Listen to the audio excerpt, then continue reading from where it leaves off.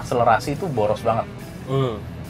Jadi kalau kita nyetir, Kalau kebingungannya masih seputar teknis, insya Allah bisa kita bantu. Mau beli mobil, kenapa itu baiknya di akhir tahun? Karena biasanya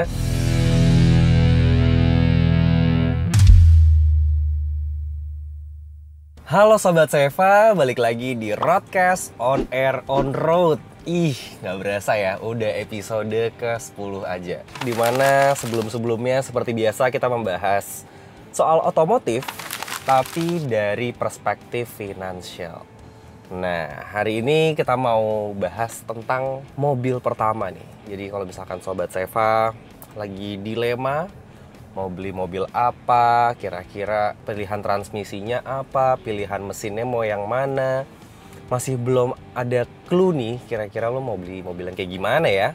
Nah, di sini kita akan bahas sama pakarnya nih Sob. Narasumber kita kali ini pokoknya expert banget kalau ngomongin otomotif, karena beliau udah lebih dari 30 tahun berkecimpung di dunia otomotif. So, udah pasti senior. Ilmunya ngelotok banget kalau ngomongin soal mobil, dan sebenarnya beliau ini udah sering juga nih masuk konten-kontennya Seva untuk ngobrolin soal hal-hal yang sifatnya teknis.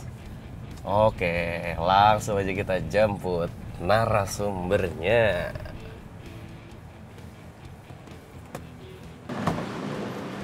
Halo Pak Dedi, selamat pagi. Pagi. Sehat ya Pak? alhamdulillah. Luar biasa. Oke, ini mungkin boleh di-adjust dulu joknya Pak. Siapa Iya. tahu takutnya kesempitan. Thank you loh Pak, udah mau mampir di Roadcast. Udah Thank you. Mau saya culik buat ngobrol-ngobrol sambil jalan-jalan Pak. Oke, anyway mungkin buat Sobat Seva yang belum tahu nih, Pak Dadi sebenarnya udah sering masuk konten kita untuk bahas soal teknis, yang dimana sebenarnya Pak Dadi adalah Chief of Marketing and Growth-nya Seva ya Pak ya. Betul. Nah, yang serunya lagi adalah background-nya itu dari Dari otomotif sih. otomotif, technical ya Pak ya. Lebih banyak ke technical ya. Lebih banyak ke technical dari tahun 94 ya Pak Dadi ya. 94 bener. Tuh, udah 30 tahun. Udah karatan ya. Hari ini udah 30 tahun Pak Dadi berkecimpung di dunia otomotif, dan background-nya adalah technical service ya Pak ya. Betul. Jadi ngomongin soal teknis, ngomongin soal problem-problem komponen-komponen mobil tuh udah chill banget lah, pokoknya udah ngelotok Ya, ilmunya. walaupun udah kemana-mana juga sih. Tapi Bener. base-nya di sana. Kemana-mana tuh kemana aja Pak, kalau boleh tahu? Habis technical service ya, mulai dari staff sampai jadi division head di sana, itu terus kemudian ke after sales marketing, Oke. terus ke after sales area. Oke. Habis itu baru ke sales area, Oke. baru deh ke Seva. Oh, jadi bridging-nya itu dulu ya Pak ya, dari technical service masuk ke after sales, baru masuk ke sales-nya Pak. Benar. Oke. Tapi sebetulnya memang ya hobinya hobi mobil sih, jadi nggak bisa lepas ya. Tetap sekali petrolhead tetap petrolhead lah ya. Tos dulu Pak. Mantap. Pas kita. Ngomongin soal petrolhead, hobi mobil. Dari kapan nih Pak suka sama otomotif atau mobil gitu? Dari sebelum kuliah ya. Oh lah, masih SMA gitu, SMP. SMA udah bawa mobil, Oke. walaupun masih nyolong-nyolong ya. Tapi zaman itu masih lebih nggak ketat lah, tapi jangan ditiru ya. Jangan ditiru. Jangan ditiru. Tapi kalau udah punya SIM nggak apa-apa.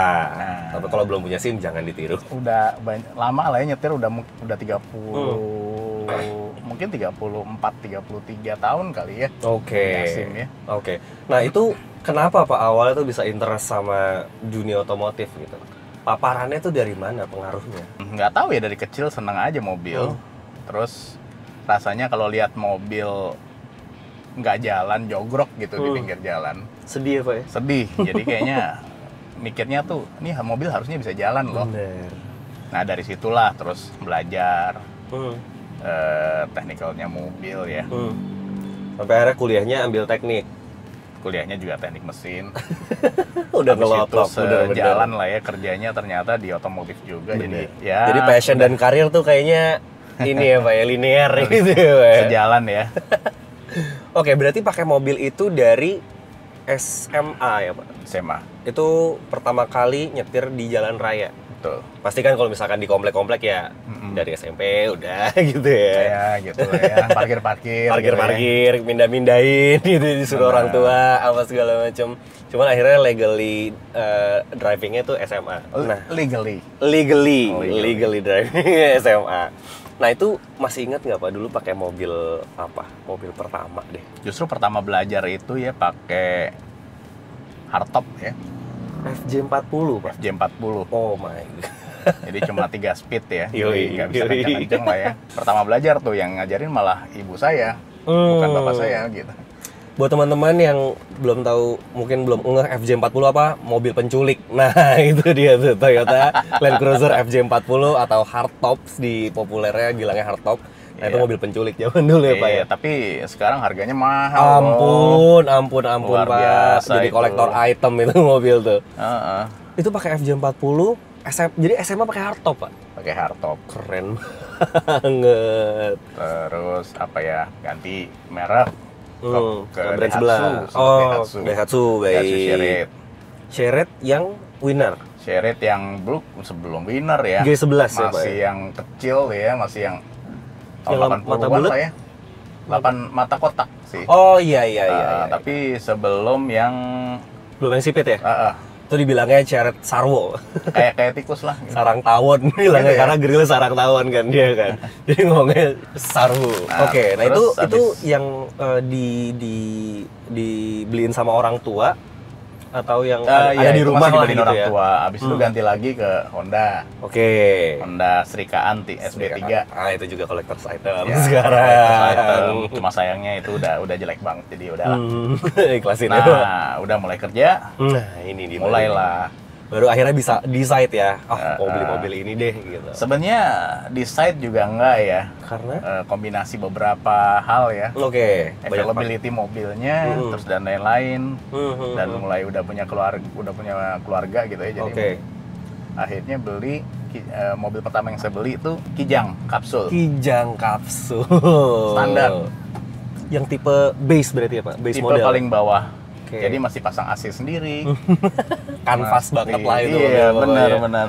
Kanvas banget. Itu yang LX ya Pak? LX. LX ya. Itu seru tuh juga mobil tuh. Karena pada saat itu kayaknya Kijang kapsul tuh visioner banget ya Pak ya. Mobil tuh kotak-kotak gitu. Begitu Kijang baru keluar. Zaman itu ya. Oke Kijang. Zaman itu. Lo naik apa? Kijang lama apa Kijang baru?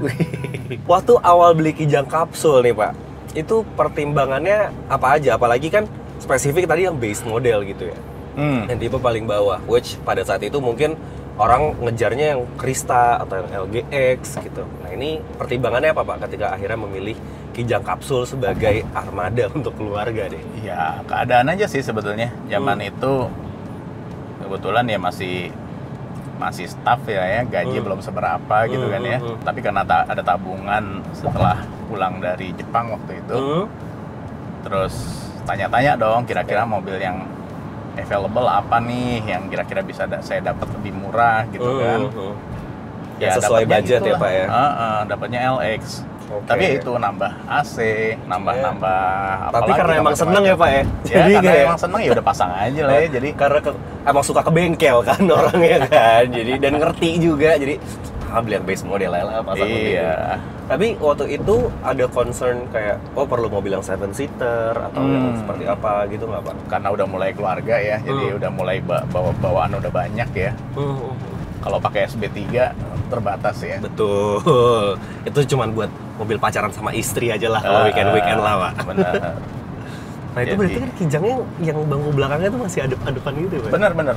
Jadi yang dua depan ngadep depan, yang belakang ngadep samping ya. Iya dulu trollnya ini Pak, meme-nya kalau dari Jakarta sampai Tegal itu duduk paling belakang Pak. Tadinya nggak kenal jadi saudaraan Pak. Karena dengkul ketemu dengkul kan Pak. Itu. Pada saat itu kan kayaknya Kijang kapsul itu salah satu MPV yang menjadi primadona ya Pak ya. Maksudnya saingannya juga nggak terlalu banyak gitu.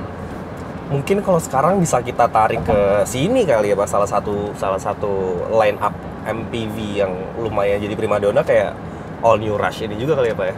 Iya, bisa ya. 7-seater, ground clearance tinggi gitu kayak. Apalagi sekarang kayak car user yang nggak perlu fitur yang aneh-aneh gitu ya, tapi cukup aja Ini kayak bisa menjadi jawaban juga sih. Ya, Secara kelabinan termasuk juga. basic ya. Walaupun kalau sekarang dibilang basic ya udah cukup banyak fiturnya. Udah sebenarnya. cukup banyak. Kalau Udah cukup dibandingkan banyak, zaman itu saya ambil LX sih, bener-bener deh. Bahkan panel AC aja belum ada dulu. Panel AC masih geser-geser gitu kan masih. Ini udah komplit banget nih, Pak. Ini udah matic. Zaman itu matic. waktu itu saya ambil masih manual. Oke, jang kapsul manual.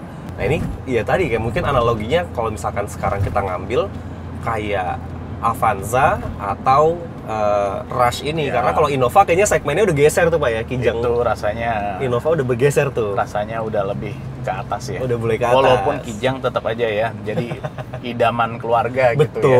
Betul. Tapi karena mungkin tadi ya segmennya bergeser, jadi alternatif buat yang kondisinya kayak pada saat itu yang budgetnya juga nggak terlalu yang wah gitu, Ya. tapi butuh mobil buat keluarga. Nah ini mungkin jadi salah satu Pilihan alternatif ya. apa ya pilihan ya. Karena start-stop engine udah, vehicle stability controlnya udah ada, apa AC udah digital gitu ya, cukup banget lah. Double blower udah aman banget lah nih mobil lah. Lebih dari cukup sih. Lebih dari cukup. Bagasi luas. Bagasi luas. Aman lah pokoknya. Angkut orang banyak. Angkut orang banyak. Mau sedikit juga boleh. Bener. Ya. Santai lah pokoknya kalau pakai mobil ini.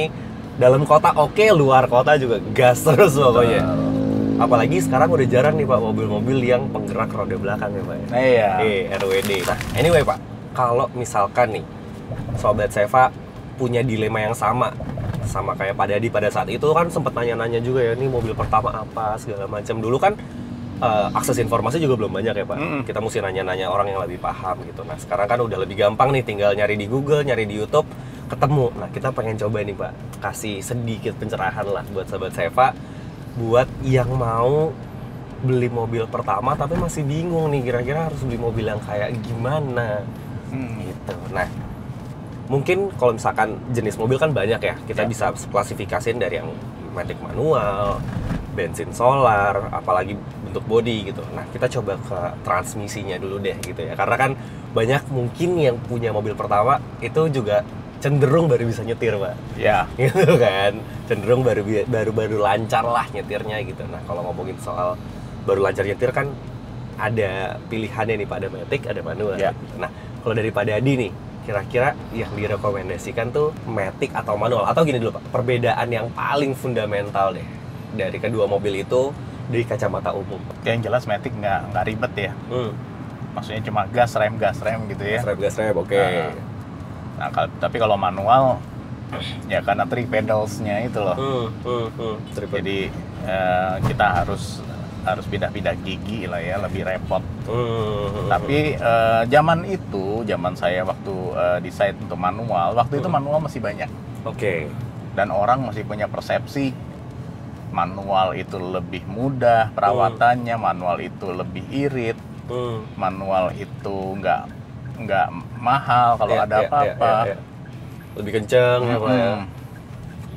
Tapi rasanya kalau sekarang nggak kayak gitu juga deh.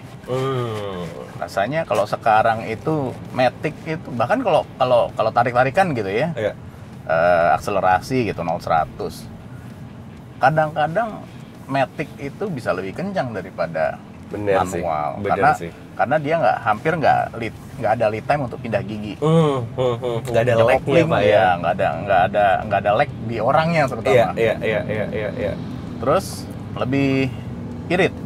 Oke. Rasanya sekarang juga nggak selalu gitu deh. Nah. Karena sekarang udah apalagi dengan teknologi lebih baru CVT ya.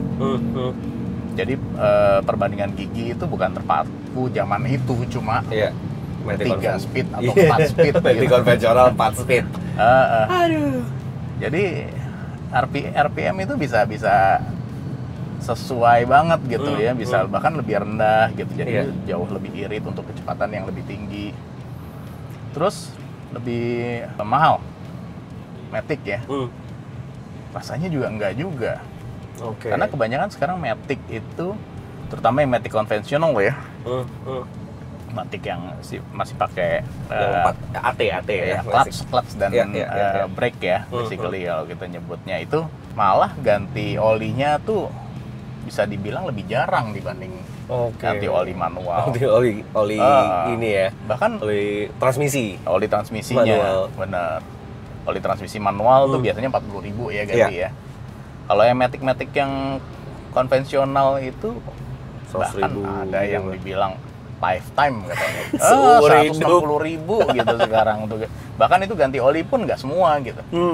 Itu cuman ya dibuang yang ada di baknya aja, ya, tutup lagi, isi lagi gitu. Yang dibuang itu 1/4 seperti nggak sampai. Nggak perlu dikuras flush total gitu ya Pak? Oke, nah itu saya masih lumayan ngalamin tuh Pak dengan stigma mobil matic yang tadi tuh, karena sempat ada transisi ketika ayah dulu mau ganti mobil beralih dari manual ke matic gitu ya. Dilemanya itu, aduh nanti lebih boros nih mobilnya, aduh perawatannya lebih mahal, aduh nanti mobilnya bisa nyelonong sendiri, bahaya segala macam. Nah itu sebenarnya sekarang udah bisa ditepis ya Pak ya? Bener, itu pengalamannya sama tuh. Waktu orang tua saya dulu pakai manual awalnya, terus mau ganti mobil dan mereka udah mulai cukup berumur ya waktu itu, mau ganti manual lagi. Saya bilang jangan deh, matic aja ya. Itu kembali mereka juga orang lama yang masih punya image yang jelek gitu di matic. Tapi begitu mereka pakai matic, mereka bilang untung ya kamu dulu bilangnya pakai matic. Exactly, bener. Apalagi zaman sekarang nih, apalagi di kota gini kan, aduh pakai manual sih jontor lah. Iya, ini karena somehow ya kemacetannya itu kita ngeliat ini masih ada yang pakai manual ya, macet-macetan gini ya Pak ya. Saya masih pakai sih. Tapi weekend kan Pak. Sekali-kali aja. Kalau misalkan begini nih kita kondisi pagi-pagi di Jakarta gitu, kalau pakai manual kayaknya sampai kantor moodnya agak beda tuh. Terima kasih banyak. Kok jalan agak pincang nih Pak? Aduh ini kayak nginjek kopling kebanyakan tadi. Rasanya kaki kiri lebih gede daripada bener. Nah buat Sobat Seva yang mungkin masih bingung nih matic atau manual, dan matic itu jenisnya banyak juga Pak ya. Itu udah pernah kita bahas di konten Seva bareng sama Pak Dadi juga nih, karena Pak Dadi sebagai dosen otomotif saya juga yang selalu saya tanya-tanya, Pak kalau mobil ini gimana, mobil itu gimana, dan selalu ngejawab dengan bahasa yang sederhana. Itu ada di konten kita, langsung cari aja, pokoknya scrolling aja deh di YouTube-nya Seva by Astra. Nah, tapi kalau secara teknis ya Pak ya, menurut pengalamannya Pak Dadi, bener nggak sih Pak, manual itu cenderung lebih irit daripada matic? Nggak selalu. Nggak selalu.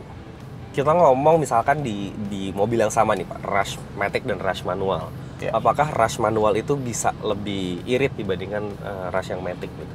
Bisa, tapi sekarang nggak terlalu banyak ya bedanya. Oke. Bisa tapi nggak pasti ya Pak ya?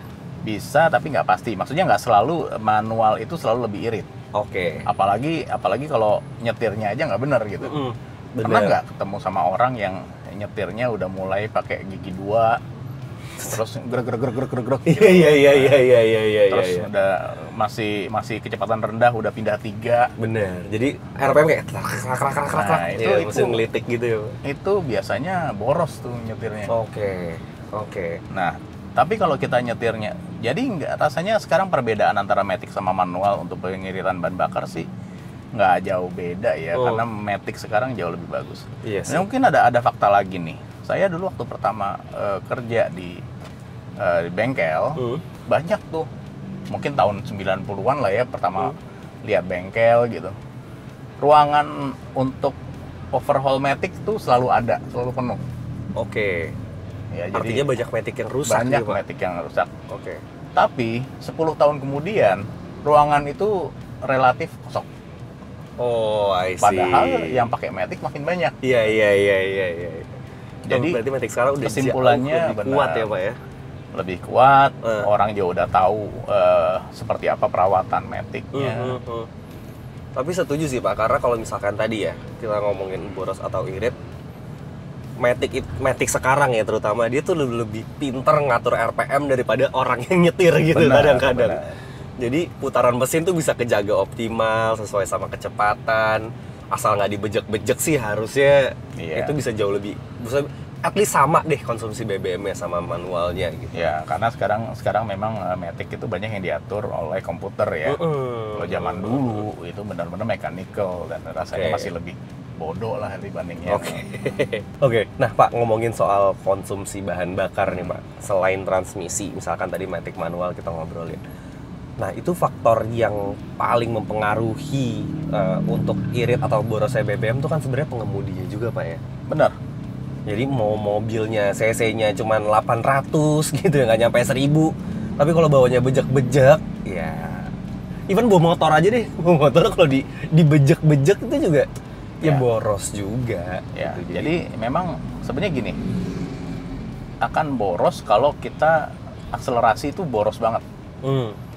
Jadi kalau kita nyetir kecepatan konstan gitu ya ini mungkin kalau di Jakarta agak susah lah ya. Agak susah, betul. Agak susah lah ya. Karena Tapi kalau di tol itu kecepatan kita konstan dan pada saat kecepatan konstan itu gas kita juga halus gitu. Ada konstan gitu. Ada orang yang gas rem. Udah di belakang saya sebel banget nih orang ngapain sih ngerem gak jelas gitu ya. Tapi itu boros. Tapi kalau kaki kita tuh enteng gitu, bukan kaki yang berat gitu ya. Itu akan irit. Jadi di konstan. Karena kenapa? Mobil itu akan boros pada saat kita akselerasi. Karena dia butuh banyak supply bensin ya Pak ya. Nah, kalau gas rem gitu ya akan keluar bensin lebih banyak ya buat kondisi kayak gitu. Terus ya jelas nggak kalau bejek-bejek ya pasti boros. Iya pasti boros deh udah. Nggak usah ngomongin cc dah kalau kayak gitu udah. Betul. Mau mobil Agian yang udah terkenal irit nih kalau bawanya bejek-bejek juga ya. Pertama boros, kedua cepet rusak ya Pak. Tadi ngomongin soal driving behavior itu juga sangat mempengaruhi ya Pak sama konsumsi BBM sama keawetan mobil gitu ya. Nah kalau misalkan kita ngomongin soal balik lagi ke transmisi nih Pak. Orang tinggalnya tuh banyak medan yang nanjak, turunan gitu. Ya, itu for sure bukan di Jakarta gitu ya, di luar Jakarta. Rumahnya, aduh Mas ini rumah saya tanjakan, turunan. Nah, ini baiknya pakai yang matic atau yang manual nih. Ya, mungkin kalau di rumahnya di luar kota ya. Terus jauh dari bengkel, jauh. Mungkin manual jadi pilihan ya karena udah nggak macet juga di sana. Bener sih, bener. Karena somehow walaupun tadi kita sempat bilang bahwa aduh udah nggak relevan deh nyetir manual sekarang, tetap kok manual tuh punya segudang kelebihan ya Pak ya. Mobil manual tuh tetap punya segudang kelebihan, tinggal disesuaikan aja sama kondisi dan situasi Sobat Seva sehari-harinya gimana nih pakai mobilnya. Yang jelas manual itu memang secara mekanismenya lebih simpel. Jadi kalau misalnya pun ada keluhan, ada rusak segala macam, banyak yang akan lebih bisa benerin gitu ketika matic. Itu benar. Oke, itu faktanya ya Pak ya. Faktanya. Ketika punya mobil manual, pikiran-pikiran takut rusak itu sebenarnya bisa agak diminimalisir ya Pak ya. Walaupun matic sekarang juga udah tangguh-tangguh gitu ya. Rasanya sih udah biasa lah ya matic ya. Dan banyak sekarang udah bengkel-bengkel yang spesialis matic juga udah makin banyak. Oh iya, udah dari yang mulai resmi sampai yang spesialis itu udah menjamur deh di mana-mana deh. Kalau untuk belajar pertama nih Pak, saran Pak Dadi, pakai matic atau manual? Ini kan Pak Dadi udah ngalamin dari mulai belajar mobil sendiri sampai ngajarin anak mungkin ya, ngajarin anak nyetir gitu. Benar. Nah itu better pakai matic atau manual Pak? Better pakai manual sih. Supaya kita bisa ngerti ya. Dan bisa kalau kepaksa harus pakai manual nanti ke depannya tetap bisa gitu. Tapi ya kalau udah kepalang pakai matic dan memang nggak pernah nyetuh manual, ya susah juga sih ya. Agak bingung ya Pak ya. Bingung. Tapi kalau pertamanya dari manual, maka ke depannya begitu beralih ke matic akan lebih gampang dan dia pada saat diperlukan bisa gitu. Jadi lebih gampang bisa manual terus kita adaptasi ke matic daripada sebaliknya ya Pak ya. Benar. Bisanya matic terus ketika mau bawa manual tuh harus akhirnya belajar lagi ya Pak, kayak dari nol lagi belajarnya juga bukan belajar yang singkat kalau kayak gitu sih. Mesti nyari feelingnya nih kapan jalannya gitu. Kayak dulu waktu orang tua saya yang tadi saya cerita tuh. Mau jadi manual ganti ke matic. Terus belajarnya gimana dia bilang? Ya udah, kalau perlu nanti kakinya yang kiri diikat deh. Gitu. Atau dinaikin aja deh ke kursi kakinya. Benar. Kayak orang makan warteg gitu kakinya naik satu. Lebih gampang gitu, jadi beralih ke manual ke matic ketimbang matic ke manual. Bener. Kalau misalkan orang nih mau beli mobil pertama nih Pak, selain tadi ya kita udah bahas soal transmisi, yang dipertimbangkan apalagi Pak Dadi kira-kira? untuk akhirnya dia bisa menarik sebuah kesimpulan deh. Oh, kayaknya mobilnya ini nih gitu. Oke. Yang pertama kebutuhan ya. Ya, kebutuhannya perlu 7-seater, perlu 5-seater, atau perlu dia sedan atau MPV, SUV gitu ya. Tergantung dari kebutuhan. Nah, mungkin tadi yang contoh saya, ya karena kondisi aja sih. Akhirnya saya ambil 7-seater gitu ya. Tapi pada saat itu saya udah punya 2 anak. Rasanya butuh ngangkut barang yang banyak gitu.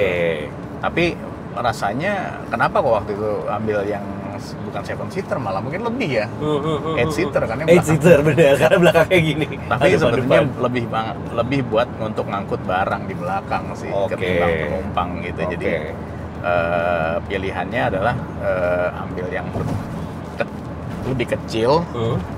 Zaman itu mungkin nggak terlalu banyak pilihan kali ya. Iya sih Pak, bener.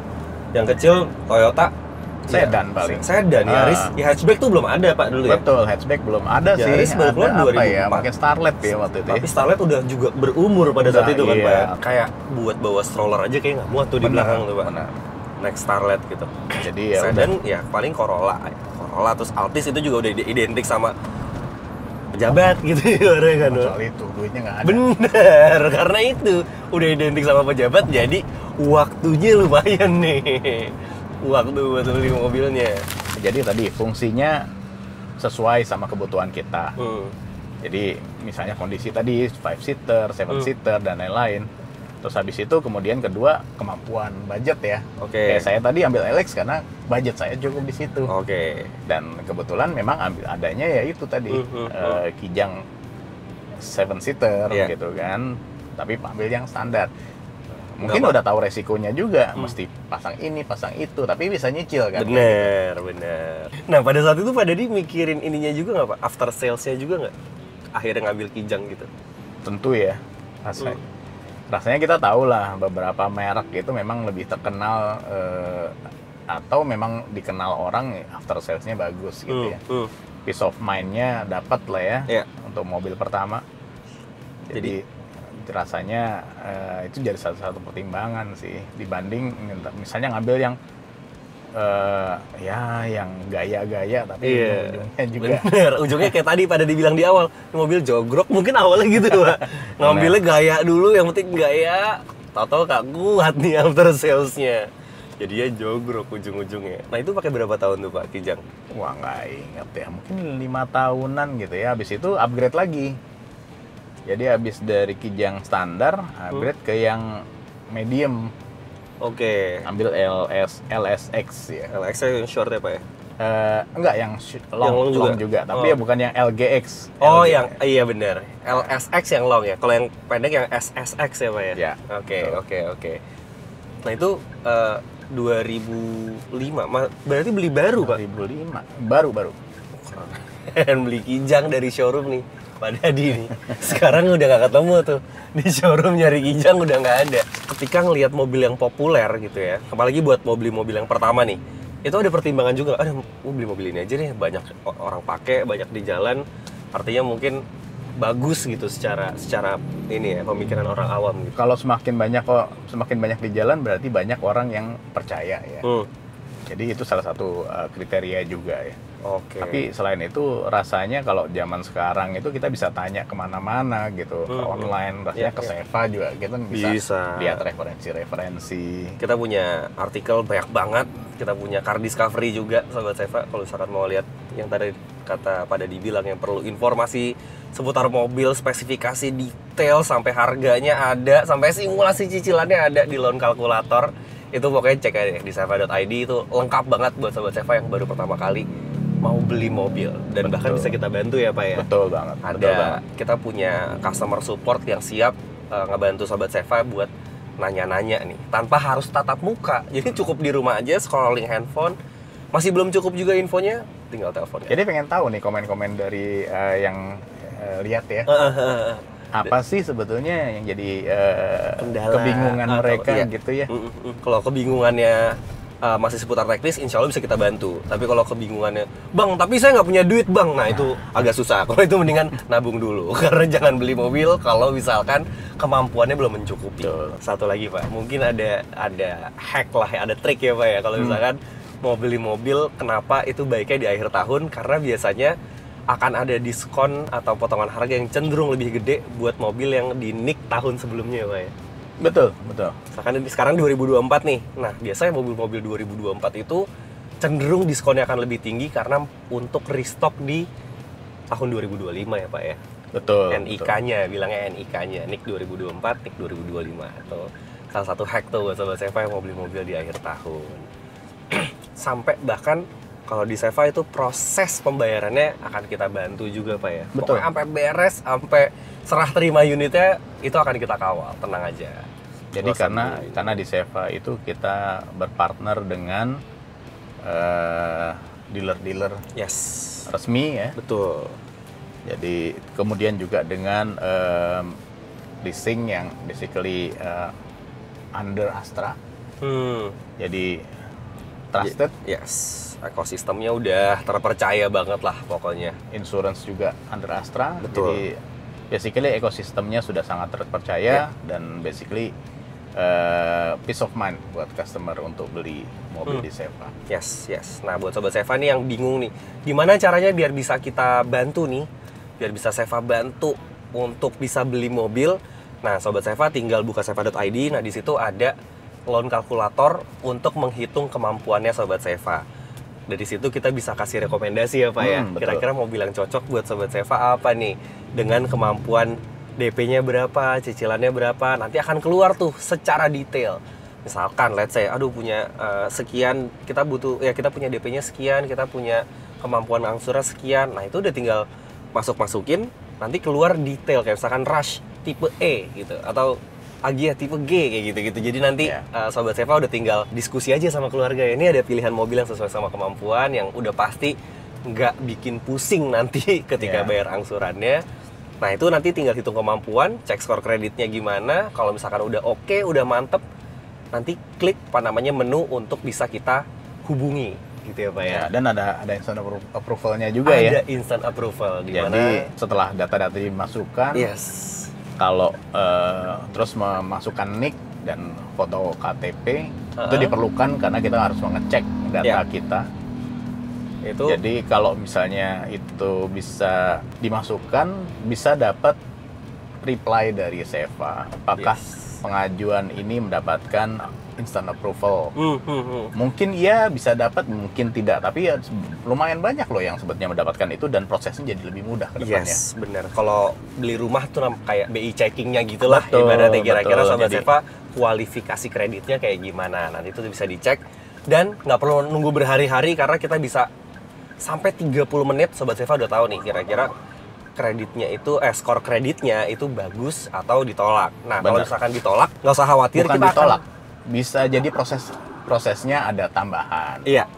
Atau jadi perlu survei, perlu betul. Kayak misalkan sobat Seva tulisannya maaf belum di approve, itu nggak usah khawatir karena kita akan cek lagi nih kira-kira belum di approve sampai mana gitu ya. Karena apa faktornya. Jadi sobat Seva nggak usah khawatir, tenang aja. Kita akan bantu kamu supaya bisa punya mobil pertama dan tanpa pusing-pusing lagi ya Pak ya. Karena sejatinya punya mobil itu harusnya nyaman. Harusnya mudah dan nyaman kayak di Seva. Tapi kalau belum pengalaman masih banyak nanya ya jadinya. Karena itu Seva yang bantu. Yes, benar. Jadi secara finansialnya, kemampuannya kita hitungin, kita bantu hitungin. Secara teknis ya nih, kalau ngomongin soal mobil gimana, buka aja Seva by Astra. Betul. Di situ komplit. Jadi kita one stop buat sobat Seva yang perlu informasi seputar otomotif. Itu lagi nih Pak, ngomongin soal promo ya Pak. Seva tuh kan lagi ada Seva Vaganza ya Pak ya. Nah, Seva Ganza namanya, Seva Ganza. Nah itu juga promonya banyak banget. Itu cek aja di Instagramnya Seva by Astra, itu udah ada semua dari mulai cicilannya berapa segala macem. Periodenya terbatas nih Pak. Tanggal 23 Oktober sampai 6 November aja. Makanya langsung aja cek Seva by Astra untuk info selengkapnya. Karena kita lagi ada Seva Ganza. Betul, kita nggak usah jelasin di sini. Silakan dilihat. Nanti cari sendiri aja lah. Cari sendirilah. Karena mau beli mobil kan, nah harus usaha. cari informasinya sendiri dong. Gitu. Seva udah bantuin loh. Seva udah bantu nih, kita kasih promo. Sisanya kita serahkan ke Sobat Seva ya, Pak ya. Tapi basically Seva akan selalu membantu basically ya. Cuma kalau kita jelasin di sini nanti akan lebih percaya kalau baca sendiri. Bener, baca sendiri. Takutnya kita ada yang lupa, ada yang kelewat ya Pak ya. Bener. Jadi lebih lengkap, lebih pastinya nanti di situ aja. Nah, Pak Dedi tuh ngalamin nggak sih berburu promo mobil gitu dulu, Pak? Ngalamin dong. Oh iya? Ngalamin dong. Gimana Coba tuh, sana, coba sini. Tapi zaman itu kan belum ada online ya. Harus ke dealer Jadi langsung. ke dealer langsung ya sehari itu bisa ngejar 3 dealer, 4 dealer gitu ya, ngobrol sana ngobrol sini. Padahal mobilnya itu aja, Pak ya. Mobilnya itu aja. Semakin banyak hunting, semakin banyak bingung. Bener. Nah, itu buat nyari promonya berarti, Pak. Ini Buat diskonnya nyari mana yang promonya, lebih gede, iya. apa segala Karena macam. begitu kita ngobrol sama mereka, Pak, udah yang ini aja Pak, lebih bagus. Iya. Bedanya dikit ya. Tapi begitu kita gini, balik lagi yang sebelumnya gitu. Iya, bener. Ya itu biasa lah ya. Oleh karena itu kalau di online rasanya kita nggak banyak Dibingungin lah, dibingungin Pak ya. Karena Kan bisa compare sendiri bener. gitu kan di rumah, apalagi informasi sekarang udah banyak banget, tinggal tinggal digali aja terus deh pokoknya informasinya. bener banget. Pernah ini nggak Pak? Nggak satu selera sama istri Pak beli mobil Pak. Aduh, aku maunya yang ini tapi Pak Dedi maunya yang ini. Gitu. Pernah nggak tuh Pak, kira-kira? Karena kan kalau katanya kan laki-laki lebih baik minta maaf daripada minta izin nih Pak. Itu lika-liku hidup ya rasanya. Tapi enggak sih. So far sih oke-oke aja. Approve aja ya Pak ya. Daripada di ngedumelin sepanjang Bener. kita punya mobil ya udah nurut aja lah. Nah, ini istrinya Pak Dedi kayak Seva nih berarti ini, instant approval. Jadi ya, cepat di approve. Aku mau beli mobil ini, oke approve. Tapi memang dia orangnya ini ya simple ya. Jadi Oke. basically Ikut aja lah gitu ikut ya. aja sepanjang itu mobil nggak rewel, sepanjang itu mobil berguna dan Kepake praktis, gitu ya, Pak ya. kepake gitu. Karena udah tahu suaminya udah expert soal mobil, jadi mau didebat kayak gimana enggak. Lebih jago Pak Dedi pokoknya kalau ngomongin soal mobil. Ini coba kita wrap up obrolan hari ini ya Pak ya. Jadi buat Sobat Seva nih yang tadi masih bingung nih kira-kira mau beli mobil apa, mobil matic atau manual gitu. Nah, itu tinggal disesuaikan sama kebutuhan dan juga domisili tempat tinggal ya Pak ya. Seandainya Sobat Seva tinggal di daerah yang macet, kota-kota besar yang aduh kayaknya trafficnya udah kalau dilihat di Google Maps tuh merah semua. Nah, itu mendingan pakai matic aja gitu ya. Karena secara stigma orang zaman dulu ngomongin matic yang aduh nanti ini, nanti itu, nanti ini, nanti itu. Nah, tadi udah dijelasin sama Pak Dedi bahwa matic sekarang itu jauh lebih kuat. Ngomongin boros juga kayak udah nggak terlalu relevan lagi gitu ya. Karena apalagi ada teknologi CVT ya Pak ya yang bisa ngatur RPM lebih smooth dan lain sebagainya. Itu kita saraninnya beli mobilnya matic ya Pak. Kalau untuk di kota-kota besar. Ya. Tapi kalau Sobat Seva, let's say tinggal di suburban gitu ya, di pedesaan yang jalannya masih banyak yang gravel, jauh dari bengkel, banyak naik turunnya gitu. Dan nggak macet. Dan nggak macet itu poinnya, dan nggak macet. Kita saranin manual ya Pak ya. Manual. Tapi kalau mau ambil matic juga nggak apa-apa sih. Apa-apa, nggak ada masalah. Ini kan bentuknya saran nih Pak ya. Gitu. Saran yang Pak Dedi mungkin udah pernah ngalamin juga, apalagi Pak Dedi juga sempat di Jepang juga Pak ya. Ngurusin mesin-mesin mobil di Jepang juga, jadi udah jago banget deh. Gitu. Nah, terus kalau misalkan baru mau belajar mobil, better pakai manual ya Pak ya. Belajar manual. Belajarlah mobil manual. Tuh, karena ya mungkin kedepannya mobil manual tuh udah nggak akan banyak, tapi pasti tetap akan ada mobil manual. Benar. Gitu, nggak akan punah deh. Jadi belajar manual karena lebih gampang ngelancarin dari manual ke matic daripada dari matic ke manual. Kalau misalkan tips-tips mobil buat pemula tadi apa ya, sesuaikan dengan kebutuhan udah pasti, budget. kemampuan udah pasti, budget dan ya pokoknya fundamentalnya dua itu ya Pak ya, kebutuhan dan kemampuan. Sisanya soal selera. Izin istri Pasti apalagi ini mobil pertama nih gitu yang mau dipakai rame-rame sekeluarga, izin istri dulu. Ya, kesepakatan dengan istri lah. Itu daripada puas beli ini tapi sepanjang punya dengan dumel. Bener. Asik. Mendingan yang udah diizin, udah SNI namanya Pak. Sudah nanya istri. Jadi katanya pastiin kalau beli mobil tuh udah SNI dan ISO. SNI sudah nanya istri, ISO itu istri sudah oke. Nah, gitu. SNI dan ISO tuh Pak. Dan kalau misalkan pikirin juga nih soal after salesnya, tadi pada sempat mention juga ya Pak, after salesnya. Terus biaya untuk operationnya. Operationnya. Gitu ya. Jadi milih mobil terlalu gede juga akan boros Iya, gitu kan. Bener. Milih mobil yang cc-nya terlalu wah juga ngapain gitu. Ngapain beli mobil yang gede-gede, sementara kebutuhannya misalkan kebutuhannya belum sampai situ. Hanya untuk commute gitu kan. Bener. Belum berkeluarga misalkan, ya nggak perlu maksain beli 7-seater ya Pak. Bener. Ya. Beli 5-seater aja cukup gitu. Kalau perlu 7-seater tinggal nyewa juga bisa kan, betul. sekali-kali doang gitu. Atau kan. naik taksi online juga udah banyak gitu kan. Kalau misalkan emang lagi cuman pengennya sekali-sekali doang gitu 7-seaternya. Nah, jangan lupa juga nih untuk cek seva.id untuk ngelihat banyak banget fitur-fitur yang bisa ngebantu Sobat Seva ketika mau beli mobil. Apalagi membeli mobil pertama ya Pak. Benar. Nggak cuman fitur-fiturnya, promo-promonya juga banyak Sob. Karena sekarang lagi ada Sevaganza dari tanggal 23 Oktober sampai tanggal 6 November. Nah itu untuk detailsnya, harga-harganya bisa langsung cek Instagramnya Seva by Astra aja gitu. Karena diskonnya lumayan banget lumayan. Paketnya lumayan banget Pak. Buat yang mau dengerin tips atau ngobrol-ngobrol kita yang lain bareng Pak Dadi nih, itu banyak banget kita udah bahas jenis-jenis transmisi udah, kaki-kaki udah, kenapa mobil bisa jalan udah. Sama dosen otomotif kita nih, sama Pak Dadi, langsung aja cek YouTube-nya Seva by Astra, karena di situ udah kita upload nih video-videonya buat Sobat Seva yang mau belajar, yang mau lebih kenal sama mobilnya. Nah langsung aja deh nonton konten-konten kita bareng sama Pak Dadi. Oke, last but not least, terima kasih Pak Dadi yang udah Thank you Raffi. Memberikan pencerahan nih buat saya dan juga Sobat Seva yang mau beli mobil pertama. Mudah-mudahan lancar nih Pak segala rencananya dan urusannya. Amin. Pak Dadi, dan mudah-mudahan lancar juga nih buat Sobat Seva yang udah punya rencana untuk beli mobil pertama. Mudah-mudahan membantu ya. Mudah-mudahan. Sekali lagi thank you Pak Dadi atas you. waktu dan ilmunya. Thank you juga Sobat Seva yang udah nonton. Jangan lupa like, comment, dan share video ini ke teman-teman lo. Subscribe juga channelnya Seva by Astra. Dan nyalakan lonceng notifikasi supaya lo nggak ketinggalan video-video otomotif seru lainnya dari kita. Kalau gitu, saya Raffi. Saya Dadi. See you on the next video. Broadcast, hit the road with Broadcast. Bye!